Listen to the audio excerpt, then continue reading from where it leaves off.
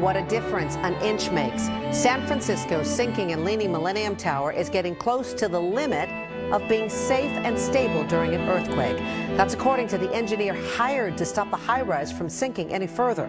NBC Bay Area's investigative reporter Jackson Vanderbecken has learned just how razor-thin that margin has become.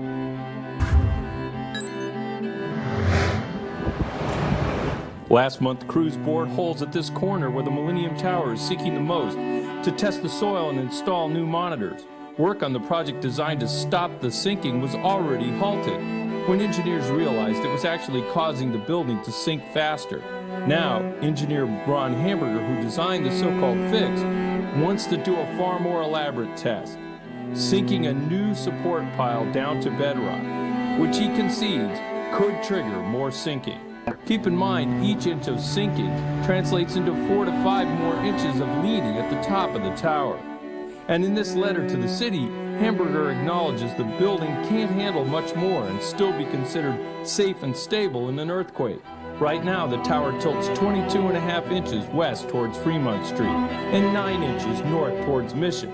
The building can only tilt 29 inches toward Fremont and 12 inches towards Mission and remain safe and stable. Hamburger expects at most a quarter of an inch of new settlement during the work without much new tilting. We do not anticipate that any settlements likely to occur during the pilot installation will pose a threat to the building, Hamburger told city officials. But Storson worries about the uncertainties. If we only have an inch left before things take a turn for the worse, there's not a lot of room for error. This close to a boundary between safe and not safe, yeah, that should be really, really worrisome. Engineer Professor Keith Porter develops and evaluates seismic performance standards. He says the safe and stable margin is now so narrow that engineers should be planning for what to do if the tower tilts beyond that level. Or we just hope it. We're going to do this and hope nothing bad happens. And if something bad happens, oh well.